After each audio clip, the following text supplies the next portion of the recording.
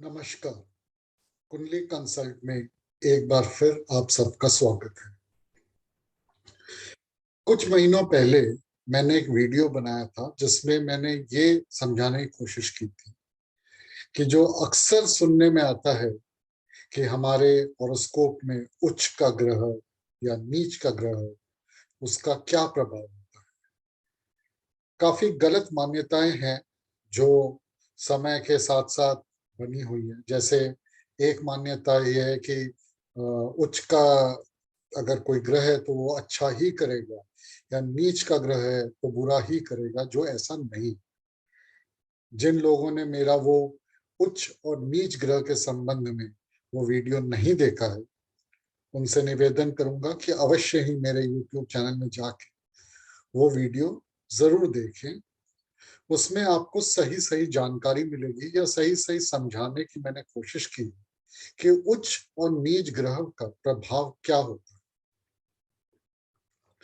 उसी कड़ी में आज मैं एक और एक्सप्लेनेशन देने की कोशिश करता हूं कि अगर कोई ग्रह नीच का है आपके हॉरोस्कोप में, आपकी कुंडली में, तो ऐसी परिस्थिति में जीवन में कौन सा इवेंट होना जरूरी हो जाता है उस राशि के, उस ग्रह जो नीच है उसकी वजह से, वो राशि कहाँ पे है आपकी कुंडली में उसकी वजह से, और उसी को एक और सूत्र जोड़ने की मैंने कोशिश की।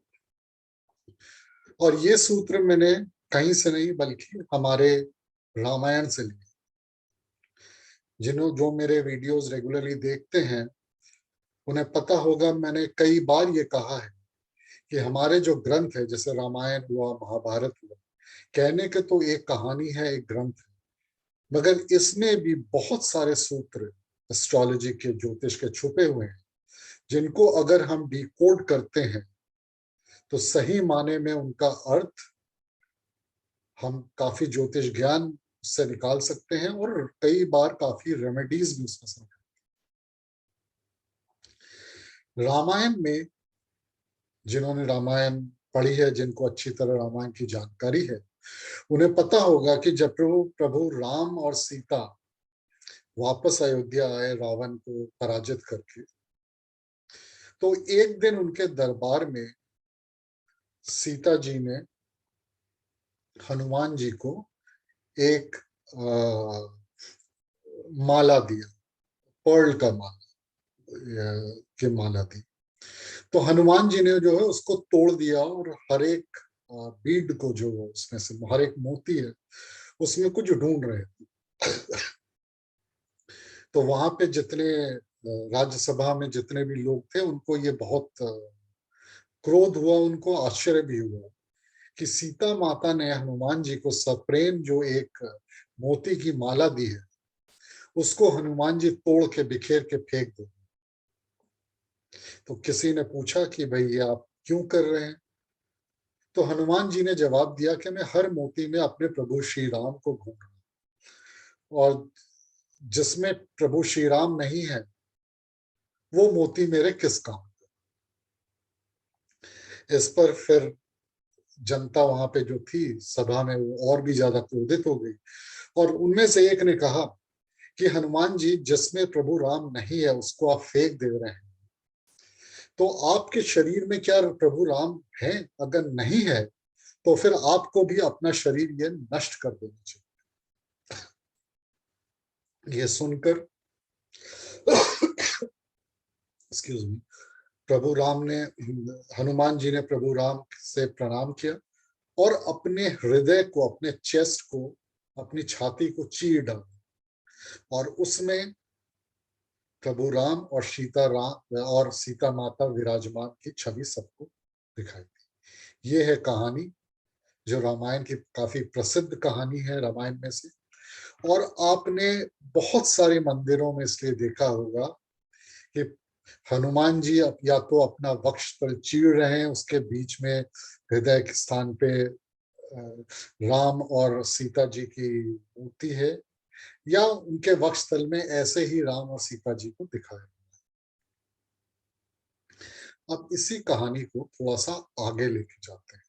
क्या कहना चाहते हैं, क्या इसमें कोई एक ज्योतिष सूत्र भी भरा पड़ा हुआ है? हनुमान जी मंगल ग्रह को रिप्रेजेंट करते हैं। मैंने एक वीडियो बनाया था जिसमें मैंने ये बताया था कि हमारे हिंदू रीति रिवाज में शादी के बाद महिलाएं क्यों सिंदूर पहनती है, और उसमें भी मैं रामायण से ही मैंने लिया था, और वहां भी मैंने बताया था कि हनुमान जी मंगल का रूप है, मंगल को रिप्रेजेंट करते हैं। छाती जो होती है, अगर आप बृहत पराशर होरा शास्त्र पढ़ते हैं और हमारी जो वैदिक एस्ट्रोलॉजी है, उसमें हमारे बॉडी के हर पार्ट को एक राशि के साथ जोड़ा गया है। और जो हमारा वक्ष स्थल है, हमारा जो चेस्ट है, इसको कैंसर यानी कर्क में के से जोड़ा गया, यानी हृदय छाती जो है वो कर्क राशि। और अब आगे देखिए, कर्क में मंगल नीच के होते हैं। तो अब आपको थोड़ा सा समझ में आ रहा होगा कि जब वाल्मीकि जी ने रामायण लिखी तो हनुमान जी अपनी छाती ही क्यों चीर रहे। यहीं से दूसरा सूत्र आता है। मंगल छाती में यानी कि कर्क राशि में नीच के होते हैं, और वहां पे सभासदों ने क्या मंगल को बोला था, क्या हनुमान जी को बोला था कि आप बेसिकली, वो ये कह रहे थे कि आप अपने शरीर में अपनी लॉयल्टी प्रूव कीजिए। मंगल या हनुमान किस चीज के लिए फेमस है? शक्ति प्रदर्शन के लिए, सारी बाधाओं को तोड़ने के लिए। यानी it is about power, it is about raw power, कितना आप में दम है कुछ भी कर जाने का। और वहां पे इसके विपरीत आपको ये प्रूव किया जा रहा, बोला जा रहा है कि आप अपनी लॉयल्टी अपने शरीर में प्रूव करो, एक इमोशन को प्रूव करो। लॉयल्टी एक इमोशन है, एक हृदय की व्यथा है।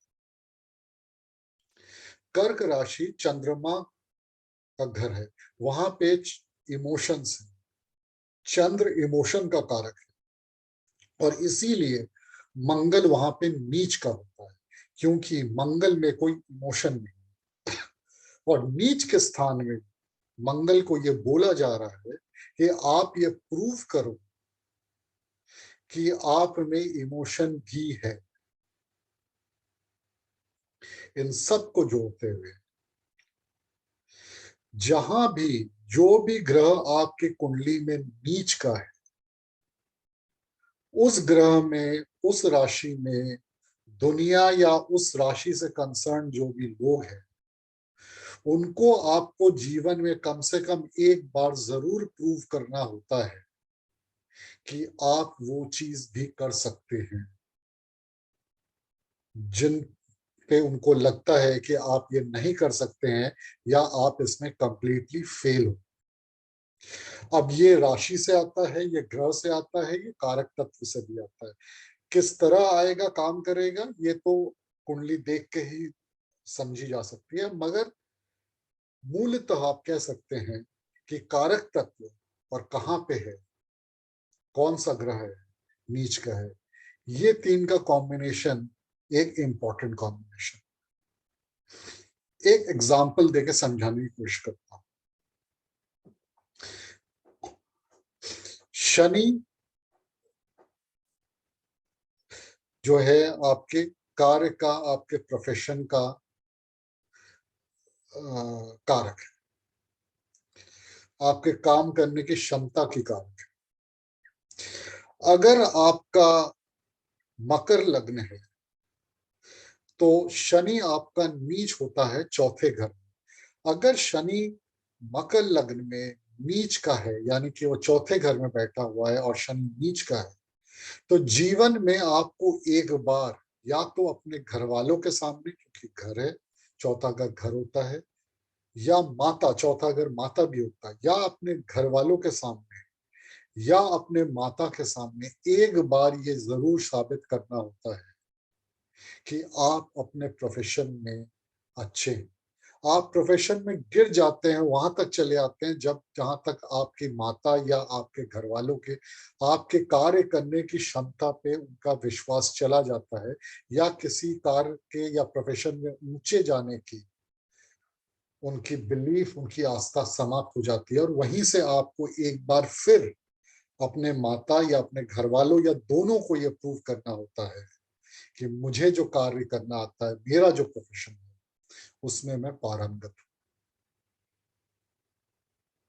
ये एक सुंदर सा ज्योतिष सूत्र है जिसको अगर आप किसी भी नीच ग्रह में अपनी कुंडली के सही कॉम्बिनेशन देख के लगाते हैं, तो यह आपको जरूर मिलेगा कि जहां भी नीच घर का कोई ग्रह है, वहां पर आपको एक बार अपने आप को दूसरों के लिए, किसी और के लिए, या हो सकता है अपने आप के लिए, अगर वो लग्न में नीच का ग्रह हो, प्रूव करना होता है कि मैं भी ये कर सकता हूं, या I am capable of this. आशा है आपको रामायण की इस कहानी से ज्योतिष में नीच ग्रह होने का एक सूत्र मिला। नीच ग्रह का मतलब ये नहीं होता है कि वो ग्रह आपके लिए खराब है, उसके मापदंड अलग होते हैं। नीच ग्रह होना आप वो एक इवेंट दिखाता है, जैसे मैंने अपने पिछले वीडियो जो मैंने नीच और उच्च ग्रह में के ऊपर बनाया था, उसमें बोला था नीच ग्रह जब होता है तो जीवन में एक बार आपको फिर से वहीं से शुरुआत करनी। ये सब कुछ सूत्र हैं जो घनी अध्ययन के बाद आपको समझ में आते हैं। हजारों तो नहीं, कम से कम 50, 60, 100 हॉरोस्कोप कुंडलियां देखकर आपके समझ में आती है, और उसके बाद ये समझ में आता है कि ये जो हमारे ग्रंथ हैं, इसमें जो ऋषि मुनियों ने लिखा है, उनमें भी एक एनकोडेड मैसेज है, अगर आप उसको सही समझ सकें। आशा है आपको मुझे आज का वीडियो अच्छा लगा होगा।